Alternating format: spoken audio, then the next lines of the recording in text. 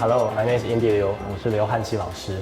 So I'm from both International College of Innovation in NCCU and the Only Institute for the Global and International Health Law from Georgetown University Law Center. Today we have the WHO simulation. It's because we all know most of people here doesn't have the chance to access to WHO whether they're meeting. So we would like to use this opportunity to let my students familiar with the meeting rule, the meeting document, and the international health regulation. So maybe in the future, they could become the first delegate from Taiwan to the WHO. So that's a general idea about this design of this class and this simulation.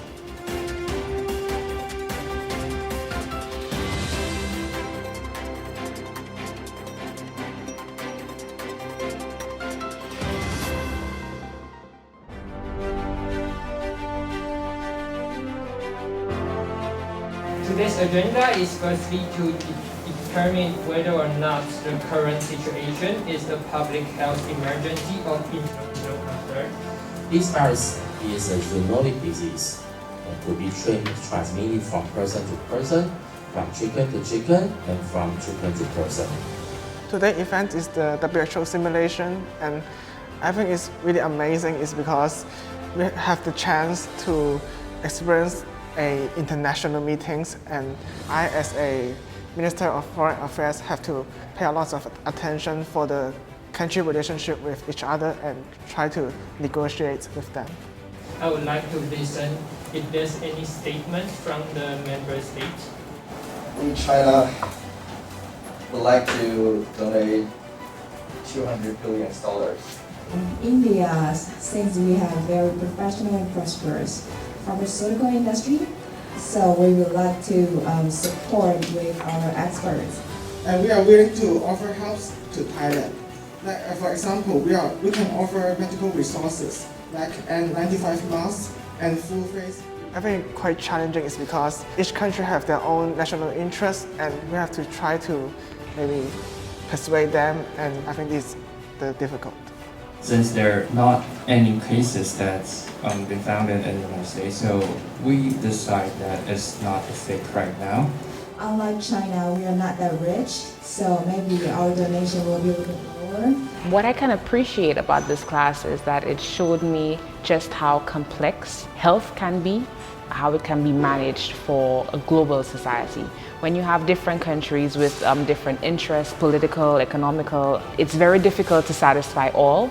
We want WHO to guarantee that this $200 billion could be used reasonably and makes every country to gain access to vaccine, not only certain countries. As for China, we don't think that we need to give the vaccine equally to every country, because since the virus started from Thailand and Vietnam, so we will make sure they have the vaccine first. We don't think that we could have enough vaccine immediately, so we also want to make sure we could get the vaccine in time. Thank you. Everyone has the same right, but some have a priority. Since at China, we don't heard from you that you have any cases or not. Why do you need the vaccine? We see in the case of the WHO where efficiency is called into question. It's difficult for people to have a consensus. I think that's the difficult part. Since there's kind of disputes about the allocation of the vaccines, I would like to take 10 minutes break for I came today to see the NCCU and WHO simulation. They are addressing the topic of pandemics, which is currently a state our world is going through. WHO has been assessing this outbreak around the clock, and we are deeply concerned. Until March 11, we have 1,017 positive cases in the United States. I think it's a special overview of all the problems, not only health, but also economic and trade problems that need to be addressed in order to have better regulations. And the participants have presented their cases very, very well structured.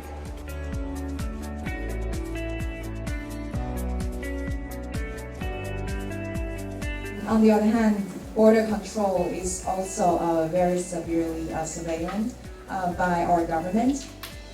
And in terms of the border control, only Vietnamese can be allowed to enter our countries. We do not lock down, so which means that all travelers could still come in our country, but they have to go under 14 days quarantine. We don't think that travel ban is needed, but we do discourage that our citizens travel to Thailand or Vietnam and other highly affected countries. We have stopped all the bird-related trade with Southeast Asia temporarily. The course is Global Health Governance. The structure of the course is interesting because there are not only formal instructions from a professor of different departments, like from sociology, from law, and also from public health. And also there are lots of different speakers from different maybe medical areas and also from pediatric.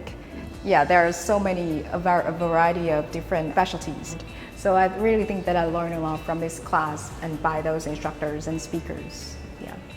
To convince everyone that China can help, so we donate surgical masks and medical protective clothing to everyone if you need it. We are very closely on trade work with US, so we think that travel ban is necessary for, at least for us. We think quarantine, border control is more important.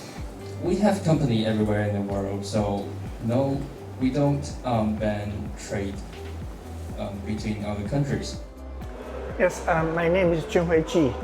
I'm currently a professor in two programs, Global Health and Health Management Policy program at Oregon State University. And I originally came from Taiwan. And one of the unique features of the design of this course is it invited professors from across different disciplines.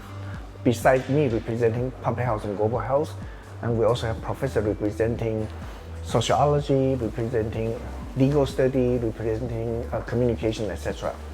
And that's exactly what global health should be approached from a very diverse perspective.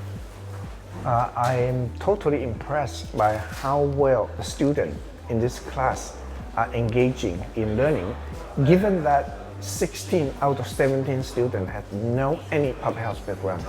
I think they have accomplished a lot from having no background to learn a lot in global health. After the first session, I was relieved to realize both their intellectual level as well as their engagement. For them, it's a completely different field, and that's really impressive for me.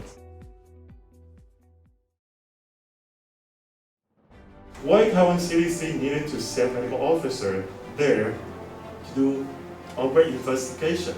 And there's a saying, I think famously framed by Dr. Guo, is that we tackle the battlefield of that fight against the virus is outside of our border. Infectious disease will be everywhere when there's a disease in somewhere. So that's why we have to work together. We have to sit down and talk, because it's not only your problem, it will be my problem as well. So you can use this kind of framework to convince the people that why care about other countries. Okay, so the whole idea is let the world know where your country is, where you stand. Let your voice be heard. Yeah, overall, I'll give everyone an A+. That was my job.